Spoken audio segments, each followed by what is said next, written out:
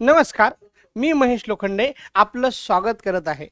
तुम्हाला सगळ्यांना वाटत असेल आले बाबा, पण खूप दिवसानंतर आलेत. ॲक्च्युअल काय झालं की मध्ये सुरुवातीला आपण ज्यावेळेस व्हिडिओ केलेत त्या अगोदर आपण डेलीचे काहीतरी व्हिडिओज मार्केटशी रिगार्डिंग इन्फॉर्मेशन तुम्हाला प्रोव्हाइड केली. मित्र हो, ज्यावेळेस ही मार्केटची इन्फॉर्मेशन तुम्हाला मी प्रोव्हाइड केली त्याला तुमच्याकडनं भेटणारा रिस्पॉन्स पण खूप चांगला होता. पण त्यानंतर काही दिवस माझी तब्येत खराब असल्या कारणाने मी व्हिडिओज करू शकलो नाही आणि काही दिवस माझ्यासोबत असणारे माझे जे मेन सहकारी आहेत त्यांचीही तब्येत खराब असल्या कारणाने आपले व्हिडिओज होऊ शकले नाहीत. त्याबद्दल मी महेश लोखंडे आपले मार्केट समजच्या टीमकडनं अतिशय दिलगिरी व्यक्त करतो आणि आजपासनं तुम्हाला असखडीतपणे येणारा वीकली व्हिडिओ तुम्हाला येणारच याची मी गॅरंटी देतो. तर मित्र हो, आपण पुन्हा एकदा आपली सिरीज स्टार्ट करणार आहोत, ज्या सिरीजमध्ये आपण बघतो की वीकली स्टॉक्स शोधतो आणि त्यामध्ये काहीतरी नवीन अभ्यास शोधण्याचा प्रयत्न करतो. पण ही सिरीज आपण नेक्स्ट वीकपासून स्टार्ट करूयात. त्या अगोदर आपण जे मागील काही व्हिडिओज बघितले होते ज्याच्यामध्ये आपण वीकली ब्रेकआउट्स बघितले होते, ते ब्रेकआउट्स कसे राहिलेत, त्याचे परफॉर्मन्स काय राहिलेत हे आजच्या व्हिडिओमध्ये बघूयात. तर चला मित्र हो, बघूयात पहिला स्टॉक ज्याचं नाव आहे झेंडूस लाईफ सायन्स.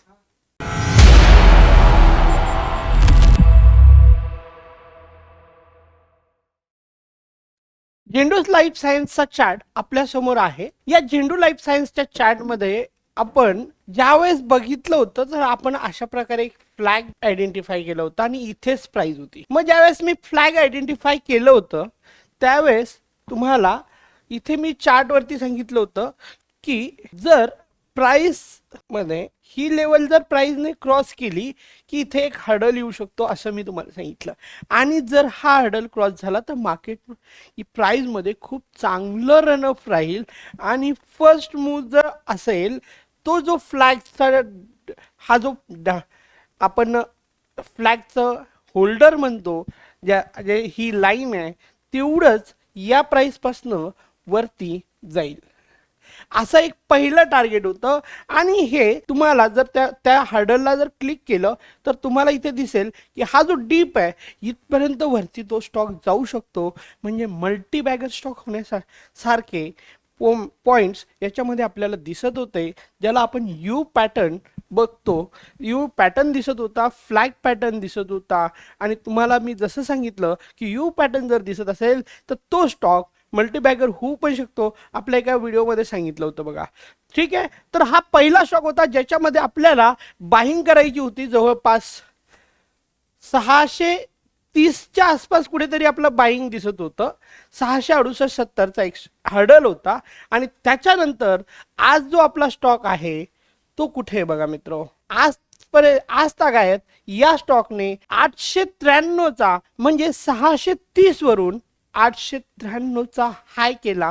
खूप चांगला परफॉर्मन्स मानता येईल. तर मित्र हो, जर तुम्ही प्रॉपर ॲनालिसिस केलं, प्रॉपर गोष्टी जर तुमच्याकडे माहिती असतील तर असे परफॉर्मन्स भेटू शकतात.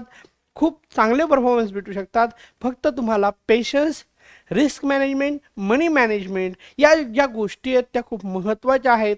त्या पण तुम्हाला प्रॉपरली त्याच्यामध्ये हँडल करता आल्या पाहिजेत. मित्र हो, त्यानंतरचा आपला जो नेक्स्ट स्टॉक होता त्याच्यामध्ये अशोक लीलँड आपण फर्स्ट व्हिडिओमध्येच कव्हर केला होता. दिवाळीच्या झेंडूस लाईफ सायन्स आणि अशोक लीलँड.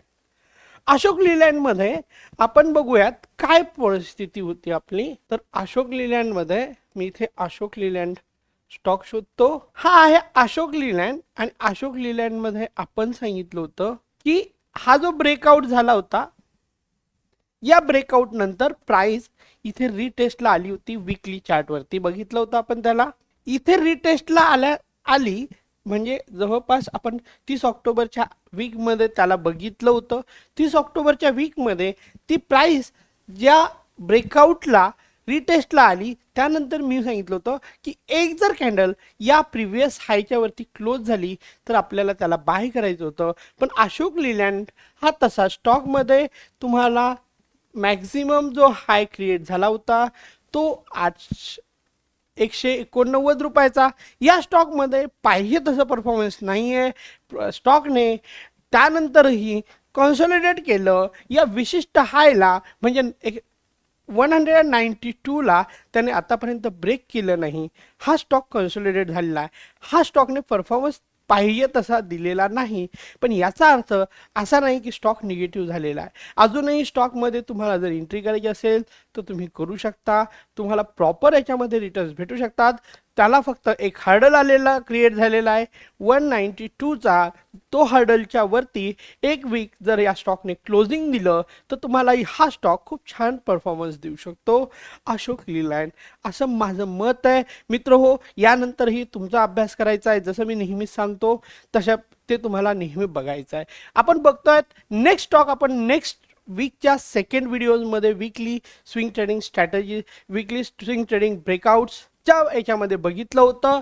तो स्टॉक आहे कोफोर्ज.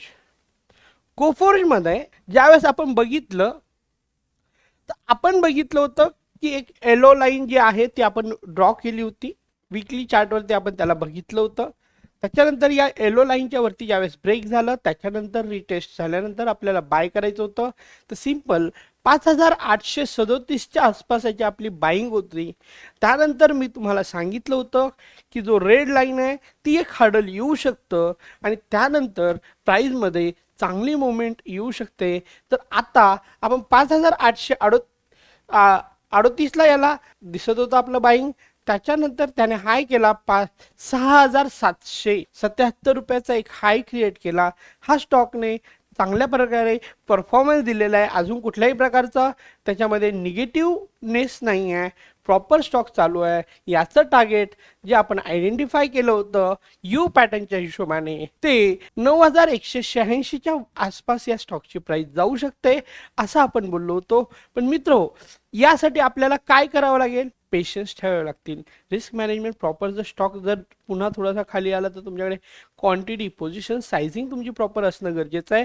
तर हा पण स्टॉक आपला खूप चांगला परफॉर्म करत राहील.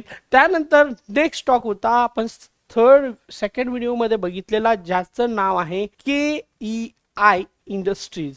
KEI इंडस्ट्रीजमध्ये परफॉर्मन्स होता. आपण 277 रुपीजला त्याला आयडेंटिफाय केलं होतं आणि इथे आपण बघितलं होतं की आपल्याला असेंडिंग ट्रायंगल टाईपमध्ये पॅटर्न्स दिसतोय आणि त्यानंतर ब्रेकआउट झाल्यानंतर आपल्याला आपण आयडेंटिफाय केलं होतं. म्हणजे 277ला याला आयडेंटिफाय केलं आणि या स्टॉकने जो हाय क्रिएट केलेला आहे तो 2777चं त्याचं आपण आयडेंटिफाय केलेलं आणि त्यानंतर 3442 म्हणजे खूप चांगलं रन या स्टॉकने देखील आपल्याला दिलेलं आहे. मित्रो प्रॉपरली स्टॉक शोधणं हेच महत्त्वाचं आहे. हे पुन्हा इथे दिसत आहे. त्यानंतरचा नेक्स्ट स्टॉक आहे LIC आणि LICने पण तेवढं म्हणजे तेवढंच काय म्हणता तर सगळ्या स्टॉकपेक्षा खूप चांगलं परफॉर्मन्स दिलं LIC लाईफ इन्शुरन्स कंपनीने LICने. तर LICचं परफॉर्मन्स आपण आयडेंटिफाय केलं होतं. त्याच्यामध्ये एक आपण क्रॉस टाईपमध्ये head and shoulder pattern identify केला होता आणि त्याला ब्रेक केल्यानंतर मी तुम्हाला सांगितलं होतं की आता हा जो ब्रेक आहे इथे तर तो जो हेड अँड शोल्डर पॅटर्न आहे त्याचा ब्रेकआउट होता. नेकलाईनच्या वरती क्लोजिंग झालं होतं. तर आपल्याला या ब्रेकच्या इथे म्हणजे 683च्या आसपास बाईंग येत होती. 683च्या आसपास जर आपण जर एंट्री केली असती या स्टॉकमध्ये तर या स्टॉकने त्यानंतर जो हाय क्रिएट केला 1173 डबल झालाय स्टॉक. 100%च्या आसपास रिटर्न दिले त्या स्टॉकने त्या दिवशीपासून. म्हणजे 683 आणि 1200 म्हणजे जवळपास 500 रुपये वरती गेला. 100% नाही पण त्या नियर अबाउट त्या प्राइसपर्यंत गेलाय. 500 रुपये वरती म्हटलं तरी 100%च्या आसपास गेलेला पोहोचलेला स्टॉक आहे. तर हा स्टॉक आहे LICचा. त्यानंतर आपण बघितलं होतं हिरो मोटोकॉर्प थर्ड व्हिडिओमधला. हा पण आउट परफॉर्म, याचा परफॉर्मन्स खूप बेस्ट राहिला. यामध्ये पण आपण सेम असेंडिंग ट्रायंगल आयडेंटिफाय केलेलं होतं आणि हिरो मोटोकॉर्पमध्ये पण मी तुम्हाला सांगितलं होतं त्याला भलेही आपण बाईंग आयडेंटिफाय केली 3300 रुपीजला पण त्याचं एक हार्डल येईल 3600 रुपीजचं. 3630 रुपीजला जे हर्डल झालं तर मी म्हटलं होतं की याच्यामध्येही खूप चांगला परफॉर्मन्स येऊ शकतो आणि त्याच्यामध्ये तशा प्रकारे चांगला परफॉर्मन्स आला. तर 3300 रुपीजचा स्टॉक गेला तो 5000 रुपीजच्या आसपास. 4947 4947चा त्याचाही हाय, जो आपण 3300 रुपयाला बाय केलेला शेअर्स त्याचा हाय क्रिएट झालाय 4947चा. मित्रो बघा, प्रॉपर जर तुम्ही आयडेंटिफिकेशन ठेवलं, स्टॉक सिलेक्शन जर तुमचं प्रॉपर असेल, तुम्ही जर ॲनालिसिस जर प्रॉपर केलं तर तुम्हाला रिटर्न्सही प्रॉपर होऊ शकतात. त्याच्यासाठी तुम्हाला मार्केट समजला सबस्क्राईब करावं लागेल. मित्र हो, यानंतर अजून 2 स्टॉक बाकी आहेत आपले अगोदरच्या बघितलेल्या व्हिडिओजमधले. त्यातला एक आहे Punjab national bank. Punjab national bank आपण 82 रुपीज 55 पैशाला आयडेंटिफाय केला होता आणि आत्ता तो स्टॉक चालू आहे. जर बघितलं तर आतापर्यंत त्याचा हाय आहे 134 रुपयाचा. 134 रुपयाचा त्याचा हाय. 82 रुपयाला आपण या स्टॉकला आयडेंटिफाय केलं होतं. त्याच्यानंतर नेक्स्ट स्टॉक आहे L&T. सेम तीच गोष्ट आहे. L&T मध्ये पण आपण आयडेंटिफाय केलं होतं याला 3120 रुपयाला. त्यानंतर या स्टॉकने 3733चं हाय क्रिएट केलं. पण त्यानंतर काय झालं, स्टॉकमध्ये थोडंसं रिव्हर्सल आलेलं आहे. याचा अर्थ स्टॉक निगेटिव्ह झालाय असं नाही. त्यानंतर आत्ता चालू आहे तो 3400 रुपयाच्या आसपास त्याची प्राइस आहे. मित्र, तुम्हाला प्रॉपरली स्टॉकचा अजून एक ॲनालिसिस करायचं आहे, जे आपण पुढच्या आता काही सेशन्समध्ये बघणार आहोत. आपण न्यू ॲनालिसिस पण करणार आहोत. जसं आपण प्रत्येक व्हिडिओमध्ये काहीतरी नवीन ॲनालिसिसची मेथड शिकलो, तशीही नवीन व्हिडिओजमध्ये शिकणार आहोत आणि असे चांगले स्टॉक आयडेंटिफाय करायचे. आता मी जे स्टॉक आयडेंटिफाय करणार ॲनालिसिस मेथड शिकवण्यासाठी आयडेंटिफाय करत असतो, त्याच्यामध्ये मी डेली आणि विकली चार्ट्सचा अभ्यास करत असतो.